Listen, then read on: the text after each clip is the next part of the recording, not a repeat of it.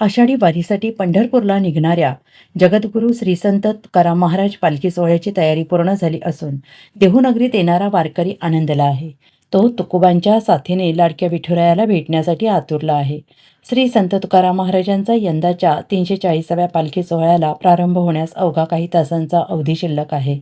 राज्याच्या कानाकोपऱ्यातून भाविक देहूमध्ये दाखल होत आहेत. सोहळा याची देही याची डोळा पाहण्यासाठी आतुर झाले आहेत. मुख्य मंदिरात सोहळ्याची तयारी पूर्ण झालेली आहे. इंद्रायणी नदीच्या काठावर राहुट्या उभारल्या आहेत.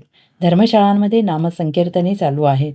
दुपारी 2च्या सुमारास राज्याचे मुख्यमंत्री देवेंद्र फडणवीस यांच्या हस्ते संत तुकाराम महाराज यांच्या पादुकांचे पूजन होईल आणि त्यानंतर नामसंकीर्तनाच्या गजरात पालखीचे प्रस्थान पंढरपूरकडे रवाना होणार आहे.